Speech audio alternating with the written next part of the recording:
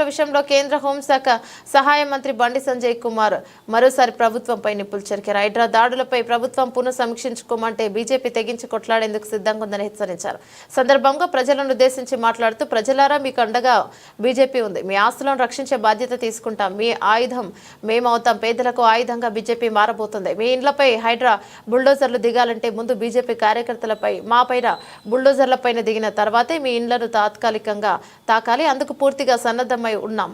ప్రభుత్వం కూడా పేదల ఇండ్లు కూల్చే ముందు దానికి సిద్ధం కండి. ఈ విషయం ఎందాకైనా తెగించి కొట్లాడేందుకు రెడీగా ఉన్నామని స్పష్టం చేసింది. సిగ్గుండాలే, పేదల ఇండ్లు కూల్చడమే ఇందిరమ్మ రాజమా, పేదల ఉసురు తీసుకోవడం ఇందిరమ్మ రాజమా, 6 గ్యారెంటీలను అమలు చేయకుండా మోసం చేయడం ఇందిరమ్మ రాజమా, పేదల కన్నీళ్లు పెడుతుంటే మీకు కనిపించడం లేదా? బీఆర్ఎస్ కు మీకు తేడా? గతంలో బీఆర్ఎస్ కూడా ఇట్లనే చేసిందే. మీరు ఇదే పంతా కొనసాగిస్తున్నారు.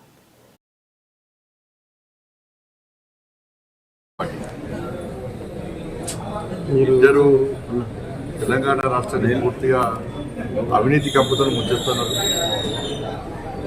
దీని గురించి వచ్చే ప్రజలను కాపాడాల్సిన బాధ్యత భారతీయ జనతా పార్టీ. దానికి అనుగుణంగానే ఇలా భారతీయ జనతా పార్టీ ప్లాన్ ప్రకారం ముందుకు రావడానికి సిద్ధమైంది. కిషన్ రెడ్డి గారు జమ్మూ కాశ్మీర్ ఎన్నికల్లో ప్రచారంలో ఉన్నారు. వాళ్ళు వచ్చిన వెంటనే పార్టీ రాష్ట్ర స్థాయిలో ఏ విధంగా మేము కార్యాచరణ రూపొందించాలి, ఏ విధంగా ప్రజలకు వెళ్ళాలని చెప్పి ఆలోచనతో పక్కా ప్లాన్తో ఉంటున్నాం. ఇక్కడ మీ అందరూ తెలిసి వాళ్ళు మూసి ప్రక్షాళన పేరుతో 1,50,000 కోట్లు ఖర్చు పెడతాంటున్నారు.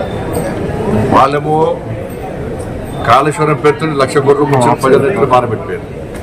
వీళ్ళు మూసి ప్రక్షాళన పేరుతో 1,50,000 కోట్లు జీతాలు ఇచ్చే పరిస్థితి లేదు.